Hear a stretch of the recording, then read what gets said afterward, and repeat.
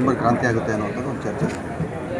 ಬಹುಶಃ ನವೆಂಬರ್ ಕ್ರಾಂತಿನೋ ಭ್ರಾಂತಿನೋ ನನಗೆ ಗೊತ್ತಿಲ್ಲ. ಮಾಧ್ಯಮಗಳಲ್ಲಿ ಬಹುಶಃ ಬೇರೆ ಯಾವುದು ಸುದ್ದಿ ಇಲ್ಲ ಅಂತ ಕಾಣ್ತದೆ. ಬಹುಶಃ ಇದೇ ಸುದ್ದಿ ಎಲ್ಲ ಚಾನಲ್ಗಳಲ್ಲಿ, ಎಲ್ಲ ಸುದ್ದಿ ಮಾಧ್ಯಮಗಳಲ್ಲಿ ಇದು ಆಗ್ತಾ ಇದೆ.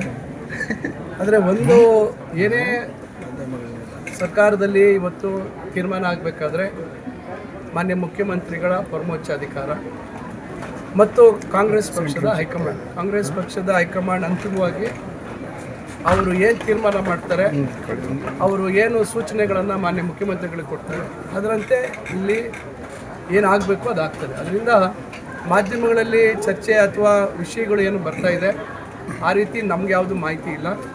ಅದರಿಂದ ಅದು ಏನೇ ತೀರ್ಮಾನ ಕಾಂಗ್ರೆಸ್ ಪಕ್ಷದ ಹೈಕಮಾಂಡ್ ತಗೊಂಡ್ರೆ ನಾವೆಲ್ಲ ಅದಕ್ಕೆ ಬದ್ಧವಾಗಿರ್ತೀವಿ. ಸರ್, ಸುಮಾರು ಜನ ಶಾಸಕರು ಕಾಯ್ತಾ ಇದ್ದಾರೆ ಮಂತ್ರಿ ಆಗೋದಕ್ಕೆ. ನಮ್ಮ ಕೊತ್ತೂರು ಮಂಜುನಾಥ್ ಅವರು ಸರ್ ಅವ್ರನ್ನ ಒಳಗೊಂಡಂತೆ ಸುಮಾರು ಜನ ಶಾಸಕರು ಕಾಯ್ತಾ ಇದ್ದಾರೆ ಸರ್. ನೋಡಿ, ಇವತ್ತು 136 ಜನ ಶಾಸಕರು ಇವತ್ತು ಕಾಂಗ್ರೆಸ್ ಪಕ್ಷದಿಂದ ಆಯ್ಕೆಯಾಗಿದ್ದಾರೆ. ಒಂದಿಬ್ಬರು ಸ್ವತಂತ್ರವಾಗಿರ್ತಕ್ಕಂಥವ್ರು ಬೆಂಬಲ ಸೂಚಿಸಿದ್ದಾರೆ.